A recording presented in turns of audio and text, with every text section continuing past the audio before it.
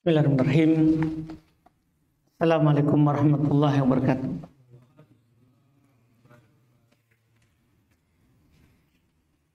Innal hamdalillah nahmaduhu wa nasta'inuhu wa nastaghfiruh wa na'udzu billahi min syururi anfusina wa min sayyiati a'malina. May yahdihillahu fala mudhillalah wa may yudlil fala hadiyalah. Asyhadu an la ilaha illallah wahdahu la syarikalah wa asyhadu anna Muhammadan abduhu wa rasuluh sallallahu alaihi wa ala alihi wa ashabihi wa man tabi'ahum bi ihsan ila yaumiddin, amma ba'd. Alhamdulillah, kita kembali melanjutkan kajian kitab Ad-Durar Al-Bahiyah fil Masail Al-Fiqhiyah karya Al-Imam Muhammad ibn Ali Asy-Syaukani rahimahullah. Setelah selesai dari pembahasan salat-salat wajib sampai salam hingga sujud sahwi dan mengganti salat yang luput, sekarang kita akan bahas salat-salat selain salat 5 waktu, tentunya selain juga salat sunnah rawatib, karena sunnah rawatib sudah. Belum memulai dengan salat Jumat. Kata Al-Imam Asy-Syaukani rahimahullah, babu salatil Jumu'ah. Bab salat Jumat. Sudah kita maklumi bersama, alhamdulillah, di dalam salat 5 waktu sehari semalam ada satu hari Zuhur diganti dengan Jumat. Bagi orang yang wajib terhadapnya Jumatan, karena tidak semuanya wajib Jumat. Secara umum pensyariatan salat Jumat ini disyariatkan berdasarkan dalil Quran, hadits Nabi, dan kesepakatan para ulama. Tidak ada silang pendapat. Dalil Quran, Allah berfirman, ya ayyuhalladzina amanu idza nudiya lis-salati min yaumil jumu'ati fas'au ila dzikrillahi wa darul bai'. Dzalikum khairul lakum in kuntum ta'lamun. Wahai orang-orang yang beriman, apabila kalian dipanggil untuk melaksanakan salat pada hari Jumat, maka bersegeralah kepada panggilan Allah. Tinggalkan jual beli, itu adalah lebih baik bagi kalian kalau kalian mengetahui. Dan hadits yang sangat banyak dalam masalah ini, diantaranya adalah sabda Nabi kita, al-jum'ah haqqun wajibun ala kulli muslim. Jumat itu adalah hak yang wajib terhadap setiap muslim. Makanya beliau berkata, tajibu ala kulli mukallaf. Wajib ini salat Jumat bagi setiap mukallaf, setiap orang yang sudah balik, usia balik, ya, dan berakal, itu namanya mukallaf. Illal mar'ah, kecuali seorang perempuan, karena perempuan tidak wajib Jumat. Wal abda, budak, karena budak ikut tuannya. Wal musafir, musafir, jadi musafir tidak wajib Jumat. Wal marid, serta orang yang sedang sakit. 4 golongan inilah diberikan udzur tidak hadir Jumat. 4 golongan ini: perempuan, budak, musafir, marid, orang yang sakit. Karena juga memang ini berdasarkan hadis dari Nabi sallallahu alaihi wasallam. Kata Nabi, al-jum'atu haqqun wajibun ala kulli muslim fi jamaah. Salat Jumat itu hak yang wajib terhadap setiap muslim, dilaksanakan secara berjamaah. Illa arba'ah, kecuali 4 golongan. Abdun mamluk, budak yang dimiliki. Aw imro'atun, atau perempuan. Aw sobiyun, atau anak kecil. Aw maridun, atau orang yang sakit. Wahya kasairi sholawat, kata Imam Syaukani rahimahullah, dia adalah seperti salat-salat yang lain. La tukhalifuha, tidak ada perbedaannya. Illa fi masyru'iyatil khutbatain qablaha. Ini saja. Apa perbedaan sholat Jumat dengan sholat 5 waktu yang lain? Tidak ada perbedaannya, kecuali ada pensyariatan khutbah sebelumnya. Itu saja. Jadi perbedaannya di khutbah. Wa waktuha waktu zuhur. Adapun waktunya adalah waktu zuhur. Jadi waktu pelaksanaan sholat Jumat itu adalah waktu pelaksanaan sholat Jumat. Waktu pelaksanaan sholat Jumat atau sholat Jumat waktunya adalah waktu zuhur. Itu bisa dikatakan waktu zuhur, waktu Jumat adalah waktu zuhur. Iya. Wa ala man hadaraha alla yatakhattab riqaban nas. Ini adab bagi orang yang hadir datang ke sholat Jumat, dia tidak melangkahi pundak-pundaknya manusia. Artinya kita duduk ya, kalau terlambat, duduk di belakang. Jangan menyela orang. Tidak boleh menyela orang. Iya. Wa an yunsib. Ada berikutnya. Dan hendaklah dia diam halal khutbatain ketika khutbah. Ketika khutbah.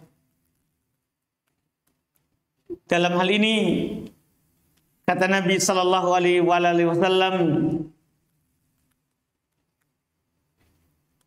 terkait dengan orang yang hadir Jumat, hendaklah dia diam. Kata Nabi, idza qulta li sahibika yaumal jum'ati ansit wal imam yaktub faqad lagauta. Kalau kamu berkata kepada temanmu, kamu bilang ke temanmu pada hari Jumat sementara khatib sedang khutbah, ansit, diamlah. Di sebagian riwayat soh, itu kalau kita dalam bahasa Arab soh. Iya. Kita ucapkan itu saja, faqad lagauta, maka sungguh kamu telah lalai.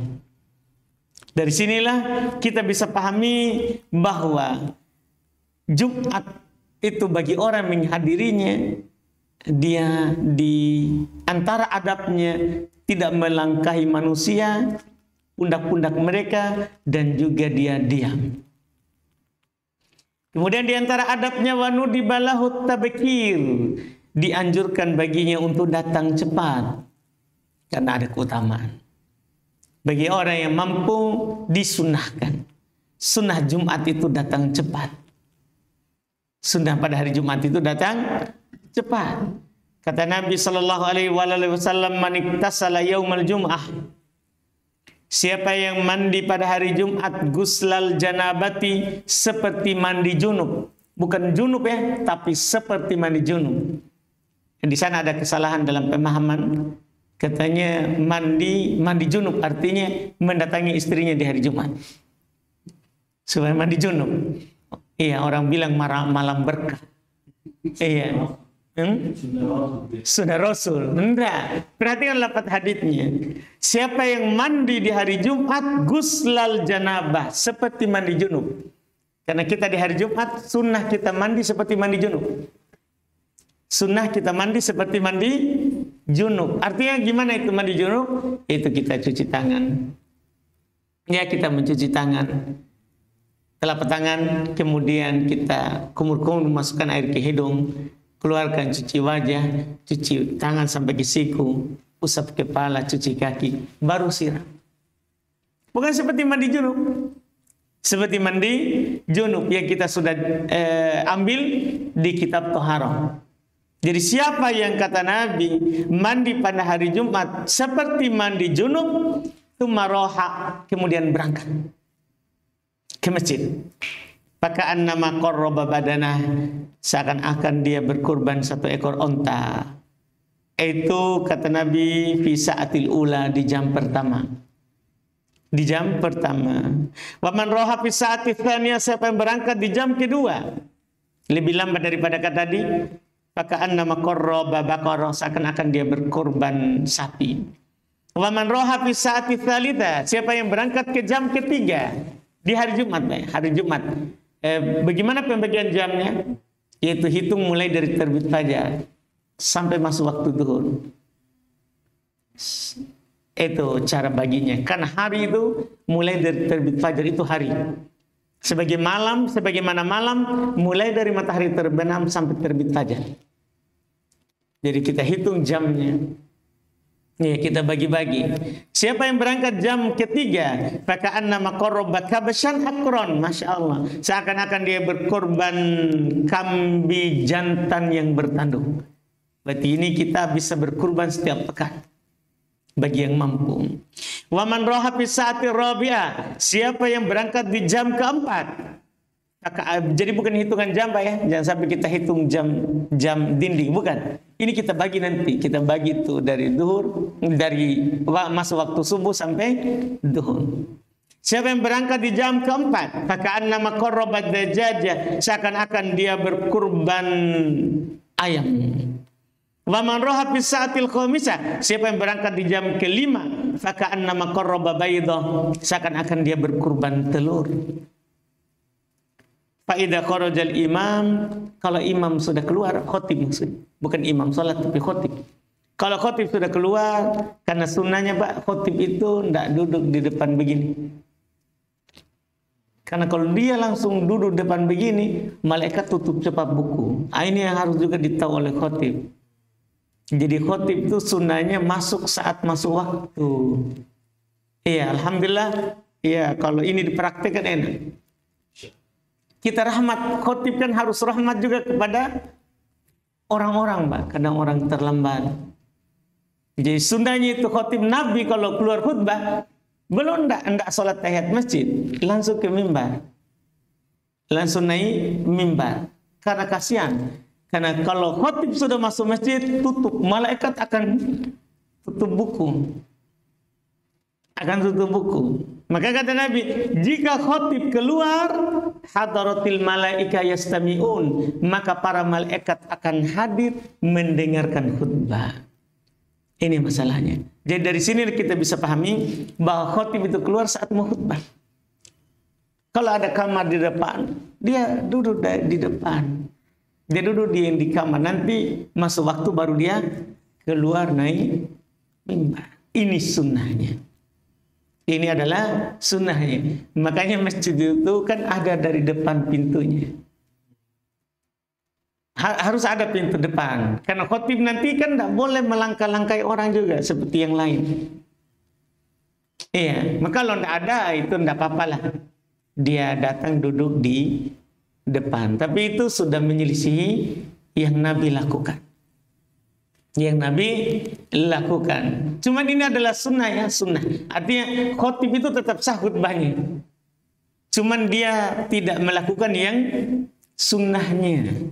Tidak melakukan yang sunnahnya. Jadi kalau sudah hadir khotib, maka malaikat akan hadir juga mendengarkan khutbah. Jadi dia tutup buku, sudah tidak tercatat lagi itu orang di luar. Jadi orang-orang yang datang setelah khotib naik itu tidak tercatat di pahala tadi. Cuman Jumatnya sah. Karena Jumat itu orang yang mendapatkan 1 rakaat saja dianggap dapat. Cuman kalau kita berbicara keutamaan. Kalau kita berbicara keutamaan maka yang paling cepat datang ke masjid itulah yang paling banyak pahalanya.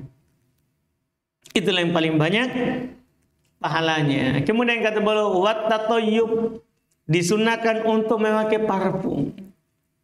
Iya, memakai parfum. Ketika kita hadir ya Jumat, kita disunahkan untuk memakai parfum. Iya. Karena Nabi SAW dalam hadits Salman Al-Farisi beliau menganjurkan ya untuk memakai parfum. Kata Nabi, au yamassu min baiti, atau dia memakai parfum rumahnya. Dia memakai parfum rumahnya. Ini tsumma yakhruju, kemudian dia keluar salat. Kemudian dia keluar salat.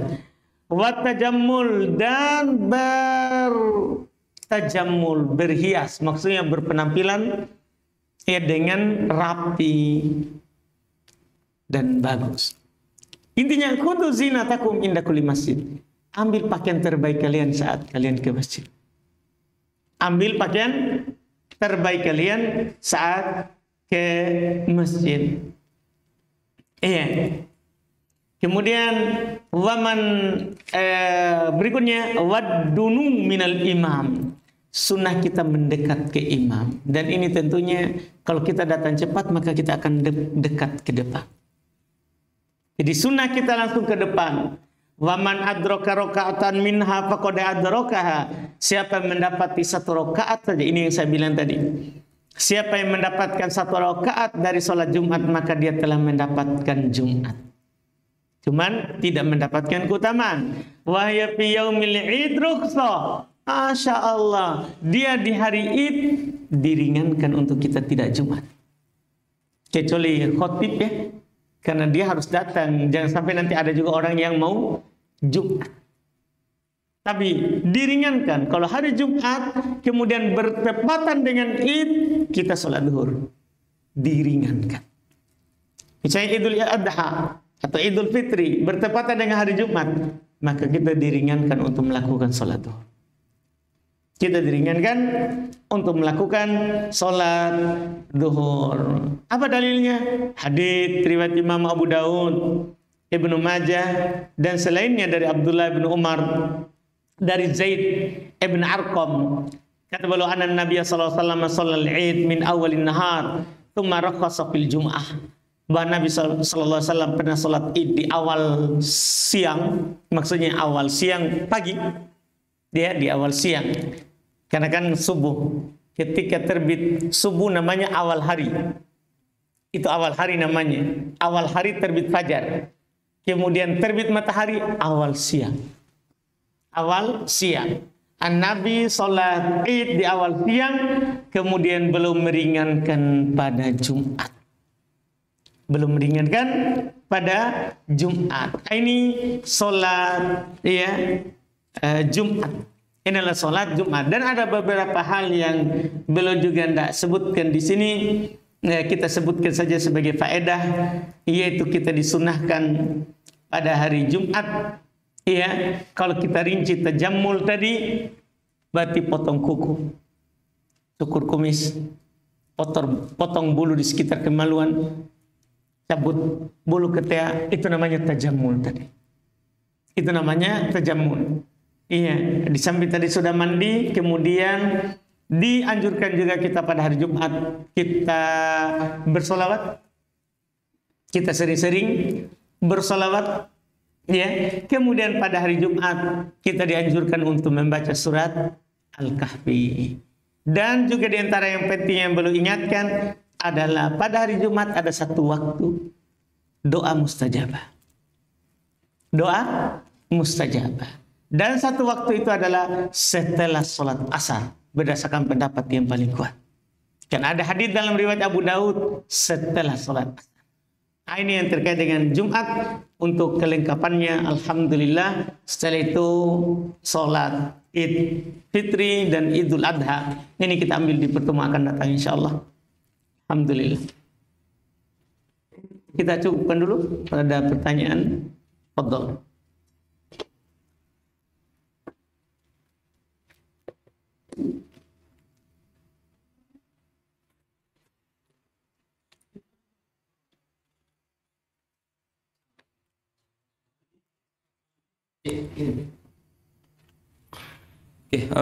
Bismillah Ustaz, izin bertanya. Misalkan Ustaz, ada seorang kafir Ustaz, dan dulu di zamannya hidup, dia suka bersedekah, suka berbuat baik kepada manusia lah. Nah, tapi sebelum ajalnya dia menjadi seorang Muslim. Nah, pertanyaannya, apakah sedekah-sedekah yang pernah dilakukan selama dia masih menjadi kafir itu masih terhitung amal, Ustaz, bagi dia? Terhitung kalau dia masuk Islam. Terhitung. Iya, jika dia masuk Islam, maka apapun yang dilakukan oleh sebelumnya terhitung sebagai kebaikan. Karena kan Amalan itu Pak, yang membuat dia tidak terhitung adalah ketika dia meninggal di atas kekafiran. Kapan dia meninggal di atas kekafiran, maka tidak terhitung sedikit. Adapun kalau dia meninggal di atas keislaman, maka kebaikan-kebaikan sebelumnya tentunya tidak akan ditelantarkan. Tidak akan ditelantarkan. Seperti itu.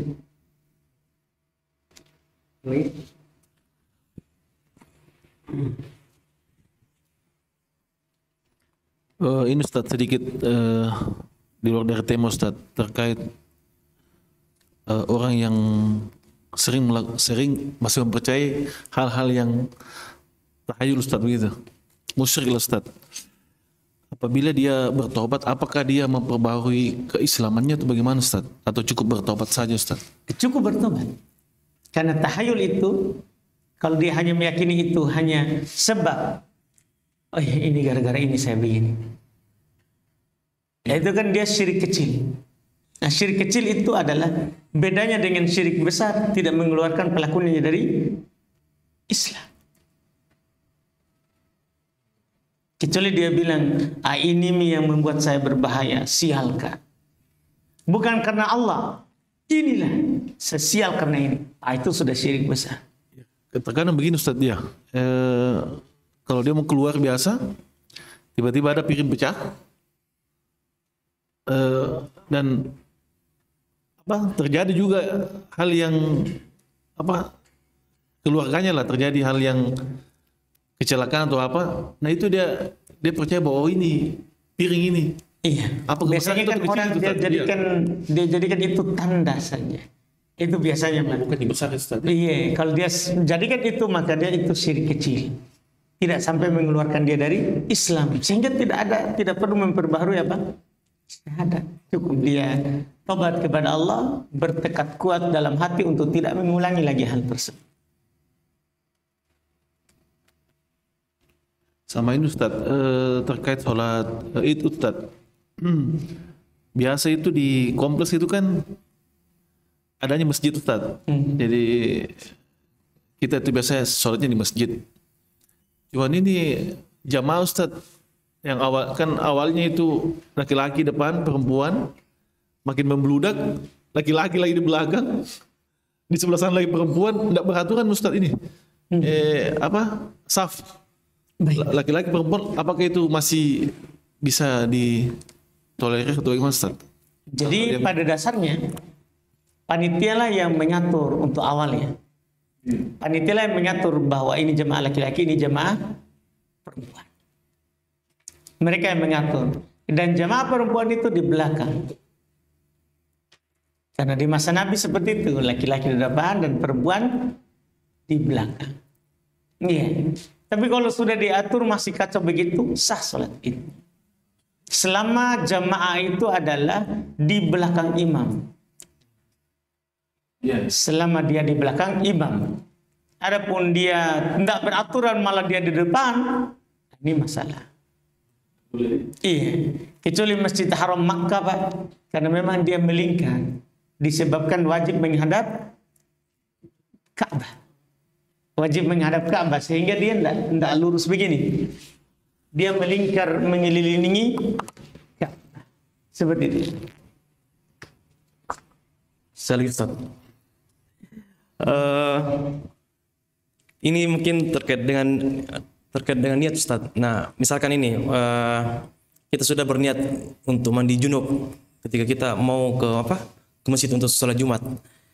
Tapi setelah mandi, kita baru ingat, saya belum sholat duha. Nah, apakah wudhu yang kita pakai pada sholat, apakah wudhu yang kita pakai di sholat, di mandi junub itu kita bisa gunakan di sholat duha? Baik. Tentunya Pak, Alhamdulillah kita hanya butuh paham saja bahwa mengangkat hadas besar itu kan otomatis hadas kecil terangkat.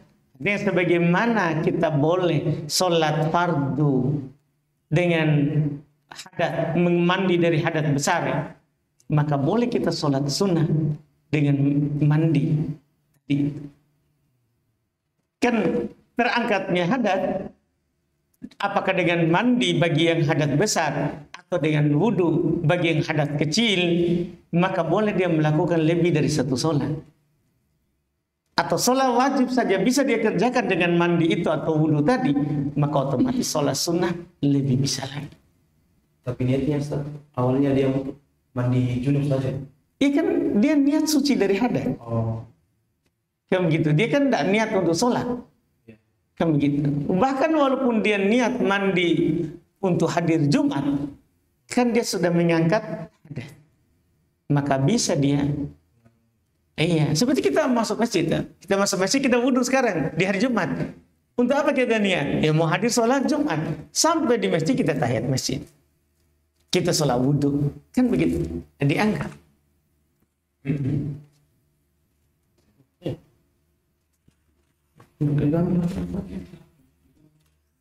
Ini juga terkait Ustadz, mungkin beberapa kita ini yang masih kurang paham soal zakat fitrah Ustadz. Karena ada beberapa yang masih menggunakan uang Ustadz. Apakah memang ada dalil yang menguatkan itu Ustadz, atau memang harus menggunakan bahan pokok di suatu negeri itu Ustadz? Baik. Terkait dengan zakat fitri ini, sebenarnya sepakat para ulama tidak disilang pendapat bahwa dia itu dengan makanan pokok. Karena memang Nabi SAW katakan to'am min syair, so' min syair, satu sok dari gandum, so' min tamar, satu sok dari kurma, so' min zabib, satu sok dari kismis, bahkan so' min akid, satu sok dari susu yang dikeringkan, mentega, keju. Satu, itu kata Nabi. Dan kata Abu Sa'id Al-Khudri, makanan pokok kami ketika itu. Itu yang menjadi pokok, Pak. Jadi tidak ada silang pendapat sebenarnya bahwa yang dikeluarkan zakat fitri itu adalah makanan pokok di suatu negeri. Cuman boleh nggak diganti dengan uang? Ini dia. Ini saja pembahasan berikutnya lagi. Masalah boleh nggak diganti dengan uang? Maka dalam fikih madhab tidak ada mengatakan boleh diganti dengan uang kecuali dalam Hanafiyah, fikih Hanafiyah. Mereka berkata, kata Nabi, agnuhum anit tawaf fi hadzal yaum. Cukupi mereka dari pergi meminta-minta di hari ini. Artinya dengan kasih uang mencukupi mereka dari pergi minta-minta. Tidak ada sebenarnya dalil langsung menerangkan boleh uang. Tapi Nabi bilang cukupi mereka dari meminta-minta pada hari ini. Dari sinilah mereka katakan berarti boleh dengan uang. Iya. Sementara mayoritas ahli fikih mengatakan dah harus makanan. Karena Nabi SAW bersabda tu'matan lil masakin, zakat fitrah itu makanan untuk miskin. Dan ini lebih kuat. Maksudnya yang dikasih tadi di hadits yang dipakai oleh pertama tadi, maksudnya makanan. Maksudnya adalah makanan pokok, jadi dikompromikan. Itu di atas dasar sahihnya hadis itu. Tapi itu hadis bermasalah sama sanadnya. Sehingga pendapat yang mengatakan boleh dengan uang itu sangat lemah. Sangat lemah. Boleh dengan uang, tapi kita kasih tahu, tolong belikan beras. Misalnya kita pergi ke masjid, kita kasih ini, saya kasih uang, tolong keluarkan beras atau belikan beras. Kalau orangnya kita lihat pihak masjid memang amanah, mereka akan belikan kita apa? Beras, nanti dibagi-bagi beras. Tapi kalau kita ragu memang lebih bagus kita beli memang beras. Apalagi yang paling utama untuk zakat fitrah itu kita kasih langsung sendiri. Kita tidak pakai amil. Itu untuk zakat fitrah. Beda kalau zakat harta. Zakat harta. Ya ada namanya kita pakai amil. Kalau zakat fitrah lebih utama kita serahkan sendiri. Allah. Bismillah Ustaz. Terkait dengan sholat Jumat. Nabi kan mensunnahkan kita untuk sholat di masjid terdekat ya. Bagaimana kalau kita sholat di tempat agak jauh Ustaz? Contohnya saya mau sholat di JF ya, di ada masjid sekitaran sini. Nah itu dilakukan hampir tiap minggu Ustaz. Bagaimana itu sunat? Apakah tidak apa-apa? Atau... Baik. Kalau kita berbicara tidak apa-apa, memang tidak ada masalah. Dulu Pak, orang-orang Jumat itu datang semua ke Masjid Nabi, bahkan di lembah-lembah yang tinggal jauh sekali. Mereka datang, bahkan mereka ditimpa oleh debu, keringat. Sampai suatu hari keluar bau yang tidak sedap. Disebabkan mereka jalan begitu panas. Iya, keringat. Iya. Keluar bau yang tidak sedap, maka Nabi SAW menganjurkan mereka untuk mandi lebih pada hari itu. Dari sini kita bisa pahami, seandainya itu hanya dikatakan bahwa harus dekat sana, mereka sholat 5 waktu tidak di situ. Tapi kalau Jumat mereka semua ke situ. Bahkan dianjurkan untuk sholat Jumat itu di masjid jami, di masjid yang ramai orangnya. Kalau dulu, tapi ini kan haknya pemerintah. Jumat itu Pak haknya pemerintah. Jumat. Kalau jamaah boleh kita berjamaah, bahkan di rumah dimanapun kita berada boleh berjamaah. Tapi khusus Jumat itu aturannya pemerintah. Kalau pemerintah mengaturkan bahwa kita harus di masjid jami, masjid jami. Ya seperti itu. Intinya adalah boleh kita datang di masjid yang jauh. Kalau kita misalnya pengen dengar ya Quran, hadis, atau khotibnya kita lihat pengumuman di sana lebih bagus. Ya, atau kita lihat judul kayaknya Mbak Ani ini, saya mau dengar ini dulu. Tidak ada masalah. Karena memang ayat tadi Pak yang saya baca itu inti. Idza nudiya lis-salati mi yaumil jum'ah fas'au ila dzikrillah. Kalau kalian dipanggil pada hari Jumat, segera ke dzikrullah. Jadi kita boleh pilih khotib yang mengingatkan kita kepada Allah. Yang mengingatkan kita kepada Allah. Itu Allah. Ustaz, ini dulu dari tema ini Ustaz. Ada keluarga ini Ustaz, umurnya itu mungkin belasan miliar Ustaz. Cuman dia itu agak terbelakang Ustaz. Bodoh-bodoh kita bilang orang. Nah bagaimana hukumnya dia ini dalam ibadah Ustaz? Apakah dia termasuk orang-orang yang gila yang tidak diangkat pena darinya atau bagaimana Ustaz? Tapi dia mendengar juga kalau disuruh Ustaz.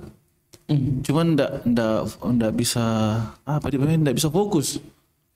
Intinya kalau dia adalah orang yang enggak paham apa yang kita ucapkan, kecuali diulang-ulang atau sering dia lakukan, nah itu dianggap orang tidak waras, yang gitu, orang gila.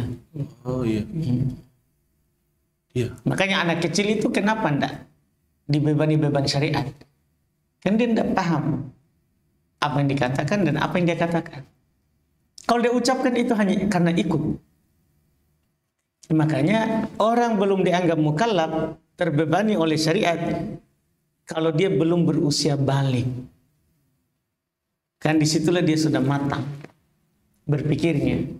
Ketika dia sudah mimpi basah, berarti dia sudah bagus dalam berpikir.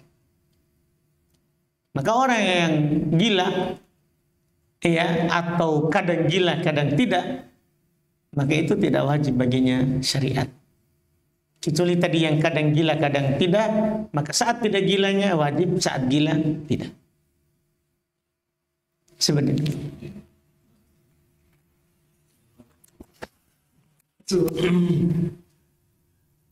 Oke, ini Ustaz, terkait dengan sedekah Jumat. Ada yang bertanya lagi nih Ustaz, apakah ada dalilnya itu memang lebih utama sedekah di hari Jumat atau di hari-hari yang lain Ustaz? Baik.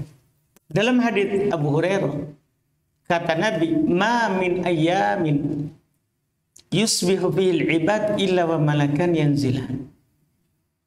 Tidak ada satu hari pun yang dilewati oleh anak Adam kecuali ada 2 malaikat yang turun. Tidak ada satu hari pun, berarti kan setiap hari. Yaqulu ahaduhuma, berkata salah seorang dari mereka, Allahumma a'ti mumfiqan khalafa. Ya Allah, berikanlah orang yang berinfak ganti. Yang lain lagi berkata, Allahumma a'ti mumsikan talafa. Ya Allah, berikanlah orang yang menahan dari bersedekah kehancuran. Dalam artanya, kalau kita melihat hadits ini, hadits Abu Hurairah, Bukhari Muslim, yang riwayat Imam Bukhari dan Imam Muslim, itu setiap hari. Tidak ada dalil khusus Jumat yang langsung menunjukkan bahwa sedekah Jumat utama. Tidak ada dalil khusus. Cuman kenapa kita seperti kita membaca ucapan ulama seperti Ibnu Qayyim mengatakan sedekah di hari Jumat itu utama. Bukan karena sedekahnya, tapi karena ada dalil dari Nabi SAW, dia adalah khairi yaumin tolat syams, hari terbaik yang matahari terbit. Yang mana sebenarnya bukan hanya sedekah. Apapun yang kita lakukan di hari Jumat, itu kita melakukan kebaikan di hari terbaik. Termasuk di dalamnya apa? Sedekah. Itu bentuknya. Adapun dalil secara khusus bahwa kita dianjurkan sedekah di hari Jumat, tidak punya kita. Tidak punya. Yang ada hanyalah bahwa setiap hari kita dianjurkan bersedekah. Setiap hari. Cuma Jumat lebih utama karena dia adalah hari terbaik matahari terbit. Begitu jadinya. Wallahu a'lam.